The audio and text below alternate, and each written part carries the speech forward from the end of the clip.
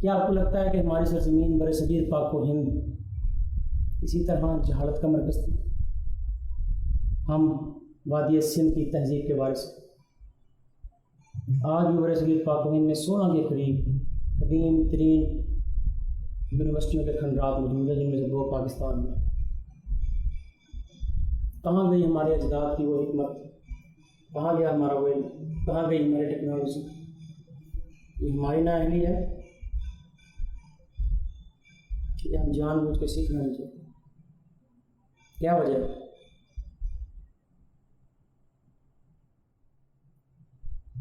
جانتے ہیں تعلیم سے علم کو،